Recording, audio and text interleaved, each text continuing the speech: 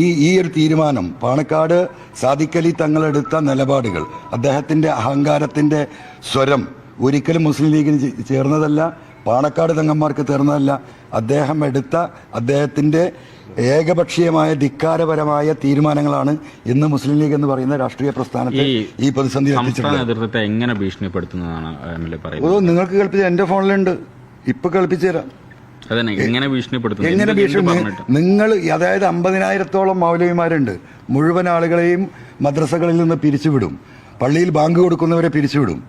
ഓരോ മഹല്ലുകളിലും മുസ്ലിം ലീഗിൻ്റെ നേതൃത്വമാണ് പള്ളി കൈയാളുന്നത് എന്നത് ഒരു ഭീഷണി. നിങ്ങൾ ഈ തെരഞ്ഞെടുപ്പിൽ ഈ രീതിയിൽ പോവുകയാണെങ്കിൽ തെരഞ്ഞെടുപ്പ് കഴിഞ്ഞാൽ നിങ്ങളെ കയ്യും കാലും വീട്ടിൽ കയറി അടിച്ചൊടിക്കും എന്ന് PM എസ്ലാമിൻ്റെ ഗുണ്ടകൾ പറയുന്ന മെസ്സേജ് ഇതിലുണ്ട്. ഇപ്പം നിങ്ങൾക്ക് കേൾപ്പിച്ചു തരാം. ആ പറഞ്ഞതിൻ്റെ അർത്ഥം എന്താ? ആ രീതിയിൽ ഇടതുപക്ഷത്തെ സഹായിച്ച അല്ലെങ്കിൽ സഹകരിക്കുന്ന ഒരാളുകളെ കയ്യോടെ ശാരീരികമായി നേരിടുമെന്ന് പറഞ്ഞാൽ ഇടതുപക്ഷ പ്രസ്ഥാനം ഇവിടെ വെറുതെ ഒന്നുമില്ലല്ലോ. ഇത് കേരളം വെള്ളരിക്കപ്പെട്ടണമെന്നല്ല. ഇടതുപക്ഷ പ്രസ്ഥാനത്തിലെ ഒരു വ്യക്തിയോട്, ഒരു കമ്മ്യൂണിസ്റ്റ് പാർട്ടിയിലെ ഒരു പ്രവർത്തകനോട് ഒരു പ്രാവശ്യം ഒരു വ്യക്തി പുഞ്ചിരിച്ചാൽ അവരോട് 10 പ്രാവശ്യം തിരിച്ച് പുഞ്ചിരിക്കുന്ന പാർട്ടിയാണ് CPM.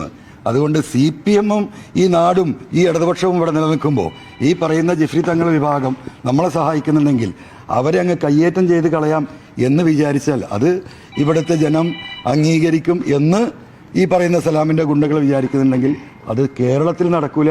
കേരളം വെള്ളരിക്കാപട്ടണമല്ല. അതിന് ശക്തമായിട്ടുള്ള പ്രതികരണം പൊതുസമൂഹത്തിൽ നിന്നുണ്ടാകും.